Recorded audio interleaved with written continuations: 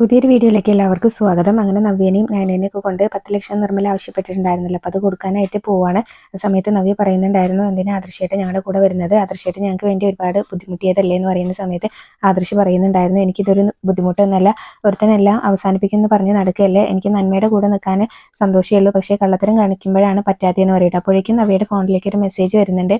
അപ്പോൾ നയന പറയുന്നുണ്ട്, ചേച്ചി ഒരു മെസ്സേജ് വന്നല്ലോ, എന്താ നോക്കുമെന്ന് പറയുമ്പോൾ നവ്യ നോക്കിയിട്ട് പറയുന്നുണ്ടായിരുന്നു, 10 ലക്ഷം അവിടെ അടുത്ത് ഗ്രൗണ്ടിൻ്റെ അടുത്ത് ഒരു വേസ്റ്റ് ബോക്സ് ഉണ്ട്, അവിടെ വെക്കാനാണ് പറഞ്ഞിട്ടില്ലെന്ന് പറയൂട്ടോ.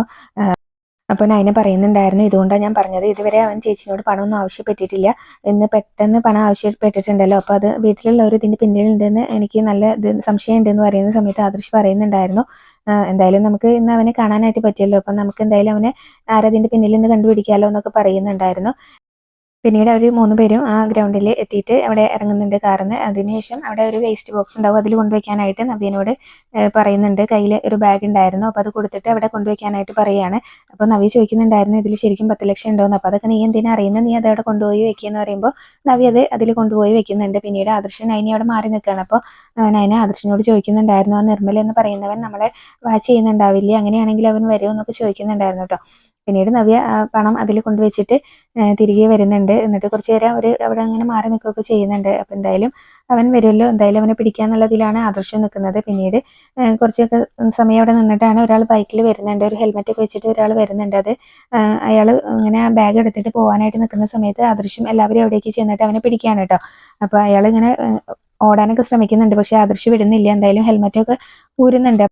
അപ്പോൾ എന്തായാലും നിർമ്മലൊന്നും ആയിരിക്കില്ല. അപ്പോൾ അയാളെ കണ്ട് പരിചയം ആർക്കും ഇല്ല, നവ്യയ്ക്കും ഇല്ല. അപ്പോൾ അതുകൊണ്ട് തന്നെ നീ ആരാന്നൊക്കെ ചോദിക്കുന്നുണ്ട്. അപ്പോൾ ആ സമയത്ത് അയാൾ പേരൊക്കെ പറയുന്നുണ്ടായിരുന്നു. പിന്നീട് അയാളുടെ ഒരു കൂട്ടുകാരൻ മഹേഷ് എന്ന് പറഞ്ഞ ഒരാളാണ് ഈ പണി ഏൽപ്പിച്ചിട്ടുണ്ടായിരുന്നത്. ഇവിടെ വന്നിട്ട് ഈ ബാഗ് എടുത്ത് കൊണ്ട് കൊടുത്താൽ 5000 രൂപ കൊടുക്കാമെന്ന് പറഞ്ഞിട്ടുണ്ടാവും, അപ്പോൾ അല്ലാതെ എനിക്ക് വേറെ ഒന്നും അറിയില്ല എന്ന് പറയാണ്.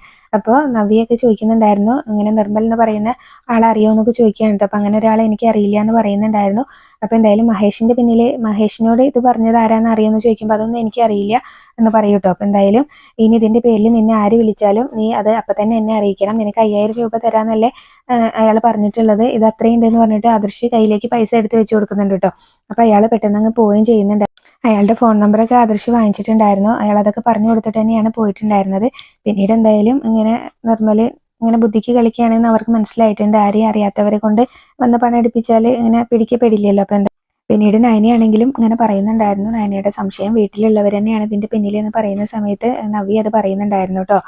നയന പറഞ്ഞത് ശരിയായിരിക്കും, അബിക്ക് എന്നോടുള്ള സ്നേഹം അങ്ങനെ ആത്മാർത്ഥത ഉള്ളതൊന്നുമല്ല എന്ന് എനിക്ക് നന്നായിട്ട് അറിയാമെന്ന് പറയുന്നുണ്ടായിരുന്നു. ഞാനിങ്ങനെ ഗർഭിണിയാണെന്ന് കള്ളം പറഞ്ഞുകൊണ്ട് തന്നെ ആ സമയത്തും ഇങ്ങനെ അബിയുടെ അമ്മ എനിക്ക് പലതവണ ആ കുഞ്ഞിനെ വയറ്റിൽ കുഞ്ഞുണ്ടെന്ന് വിചാരിച്ചിട്ട് അത് നശിപ്പിക്കാൻ നോക്കിയിട്ടുണ്ടെന്ന് പറയുന്ന സമയത്ത് നയനി അത് പറയുന്നുണ്ടായിരുന്നു കേട്ടോ. അത് ശരിയാണ് ആദർശേട്ടാന്ന്, നിങ്ങളിങ്ങനെ അവനെ കുറ്റപ്പെടുത്തുമ്പോഴും ഇങ്ങനെ ഞാനൊന്നും അവനെക്കുറിച്ച് പറയാത്തത്, അവൻ ചെറുപ്പം മുതലേ ഇങ്ങനെ വളഞ്ഞ വഴിയിലൂടെ സഞ്ചരിക്കുന്നവനാണ്, അതെനിക്ക് അറിയാവുന്നതുകൊണ്ട് തന്നെയാണ്, പക്ഷേ ഇവിടെ നമ്മുടെ കയ്യിൽ തെളിവൊന്നുമില്ലല്ലോ എന്നൊക്കെ പറയാണ്. എന്തായാലും ഇനി നമുക്ക് തിരിച്ചു പോകാം, നമ്മൾ 3 പേരും ഒരുമിച്ചല്ലേ വീട്ടിൽ നിന്ന് ഇറങ്ങിയത്, അപ്പോൾ ഇനിയിപ്പോൾ വീട്ടിൽ നമ്മൾ എവിടെ പോയാൽ എന്നുള്ളൊരു സംസാരം ഉണ്ടാവും, പോവാന്ന് പറഞ്ഞിട്ട് വിളിക്കുകയാണ് കേട്ടോ. പിന്നീട് കാറിൻ്റെ അടുത്തേക്ക് അങ്ങ് എത്തുന്ന സമയത്ത് ഞാൻ ചോദിക്കുന്നുണ്ട്, ഇതിൽ ശരിക്കും 10 ലക്ഷം രൂപ ഉണ്ടോ എന്ന് ചോദിക്കും.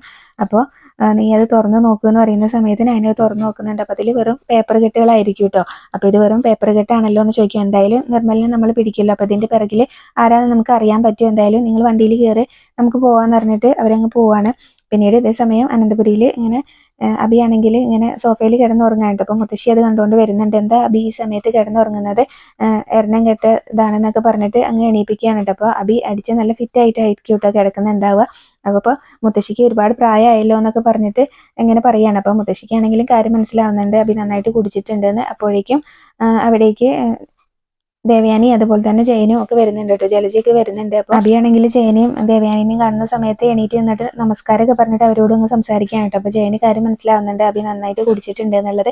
അപ്പോൾ നീ കുടിച്ചിട്ടുണ്ടോ എന്നൊക്കെ ചോദിക്കുന്നുണ്ടായിരുന്നു കേട്ടോ. അപ്പോൾ ഞാൻ മൂക്കറ്റം കുടിച്ചിട്ടുണ്ട് എന്നൊക്കെ പറഞ്ഞ് അങ്ങ് സംസാരിച്ച് തുടങ്ങുകയാണ് കേട്ടോ.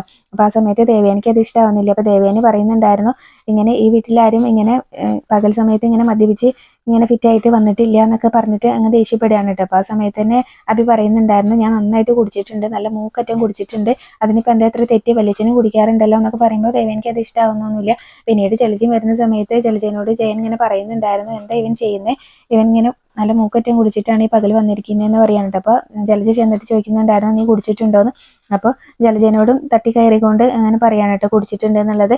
അപ്പോൾ അതിലിപ്പോൾ എന്താ ഇത്ര വലിയ തെറ്റ് എന്നൊക്കെ പറഞ്ഞുകൊണ്ട് സംസാരിച്ചിരിക്കുന്ന സമയത്ത് മുത്തശ്ശിനി അവിടേക്ക് വരുന്നുണ്ട്. അപ്പോൾ മുത്തശ്ശിനോട് അഭി പറയുന്നുണ്ടായിരുന്നു കേട്ടോ, ഞാൻ ഇത്തിരി കളർ വെള്ളം കുടിച്ചിട്ടുണ്ട് എന്നുള്ള ഇതിൽ അങ്ങ് സംസാരിക്കുകയാണ്. അപ്പോൾ നിനക്ക് എങ്ങനെ ധൈര്യം വന്നടാ ഇവിടെ ഇങ്ങനെ ഈ പട്ടാപ്പകൽ ഇങ്ങനെ കുടിച്ചു വരാനെന്നൊക്കെ ചോദിച്ചിട്ട് മുത്തശ്ശൻ നല്ലൊരു അടി അബിക്ക് കൊടുക്കുന്നുണ്ടായിരുന്നു കേട്ടോ. എന്നിട്ട് ജലജയോട് പറയുന്നുണ്ടായിരുന്നു ഈ നിമിഷം ഇവിടുന്ന് ഇവനെ വിളിച്ചുകൊണ്ട് ഇറങ്ങിക്കോണം, ഇങ്ങനെ ഒരു മദ്യപാനീനെ അനന്തപുരി തറവാട്ടിൽ വേണ്ട എന്നൊക്കെ പറയാണ് കേട്ടോ. അപ്പോൾ അബിക്കാണെങ്കിലും ഇങ്ങനെ ദേഷ്യമൊക്കെ വന്നിട്ട് ഇങ്ങനെ പറയുന്നുണ്ടായിരുന്നു, ശരിയാണ് ഞാൻ ഇത്തിരി കളർ വെള്ളം കുടിച്ചു, പക്ഷെ എനിക്കിങ്ങനെ സഹിക്കാൻ പറ്റാത്തതുകൊണ്ടാണ് ഞാനിങ്ങനെ ഇതാക്കുന്നതെന്നൊക്കെ പറഞ്ഞിട്ട് ഇങ്ങനെ പറയുകയാണ് കേട്ടോ. അപ്പോൾ എന്നിട്ട് ആ ഫോട്ടോസൊക്കെ എടുത്തിട്ട് അങ്ങ് നിലത്ത് നവ്യയുടെയും നിർമ്മലിൻ്റെയും ആ ഫോട്ടോസ് എടുത്തിട്ട് അങ്ങ് വലിച്ചെറിയാണ് കേട്ടോ. അപ്പോൾ അത് നന്നായി നിലത്ത് വന്ന് വീഴുന്നുണ്ട്. അപ്പോൾ എല്ലാവരും ഇത് കാണുന്നുണ്ട്. ഇത് മാത്രമല്ല ഇനി വീഡിയോസും ഉണ്ട്. അപ്പോൾ ഇതൊക്കെ കണ്ടിട്ട് ഞാൻ എങ്ങനെ മനസ്സമാധാനത്തോടു കൂടി അവളുടെ കൂടെ കഴിയും? അപ്പോൾ എൻ്റെ ഒരു മനസ്സമാധാനം കിട്ടാൻ വേണ്ടിയിട്ടാണ് ഞാൻ ഇത്തിരി കളർ വെള്ളം കുടിച്ചത്. അതിപ്പോൾ ഇനി തെറ്റായി പോയോ എന്നൊക്കെ ചോദിക്കുന്നുണ്ടായിരുന്നു. എനിക്കിത് സഹിക്കാവുന്നതിലും അപ്പുറമാണ്, ഞാൻ അവളെ എൻ്റെ മനസ്സിലാണ് കൊണ്ട് നടന്നിരുന്നത് എന്നൊക്കെ പറഞ്ഞിട്ട് അങ്ങ് തുടങ്ങുകയാണ് കേട്ടോ. അപ്പോൾ മുത്തശ്ശനാണെങ്കിലും ഒന്നും മിണ്ടാതെ നിൽക്കുന്നുണ്ടായിരുന്നു. അപ്പോൾ ആ സമയത്താണെങ്കിലും ജയൻ പറയുന്നുണ്ടായിരുന്നു ഇത്തരം ഫോട്ടോസൊക്കെ ഇപ്പോൾ ക്രിയേറ്റ് ചെയ്യാൻ പറ്റുമെന്ന്.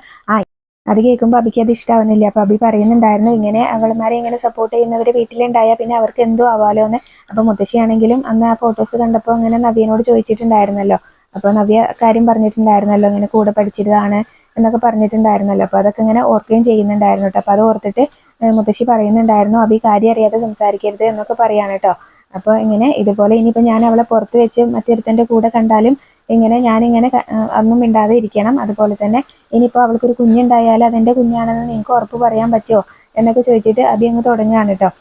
പിന്നീട് ദേവയാനിയാണെങ്കിലും ഇങ്ങനെ പറയുന്നുണ്ടായിരുന്നു അവളിങ്ങനെ വയറ്റിൽ കുഞ്ഞുണ്ടെന്ന് കള്ളം പറഞ്ഞു, അപ്പോൾ ഇനി ഇതിപ്പോൾ കള്ളല്ലാന്ന് നമുക്ക് എന്താ ഉറപ്പ് പറയാനൊന്നും പറ്റില്ലല്ലോ എന്നൊക്കെ പറയുന്നുണ്ടായിരുന്നു. അപ്പോൾ ജലജയാണെങ്കിലും ഇങ്ങനെ പറയുന്നുണ്ടായിരുന്നു നയനേനെയും നവ്യനെയൊക്കെ കുറ്റപ്പെടുത്തിക്കൊണ്ട്. അപ്പോൾ ആ സമയത്ത് മുത്തശ്ശിന് അത് ഇഷ്ടാവുന്നില്ല, നിന്റെ മരുമകൾ അങ്ങനെയാണെന്ന് വെച്ച് നയനമോൾ അങ്ങനെ ഒരു കുട്ടിയല്ല എന്നൊക്കെ ഇങ്ങനെ പറയാനായിട്ട് മുത്തശ്ശൻ ദേഷ്യപ്പെട്ടുകൊണ്ട്.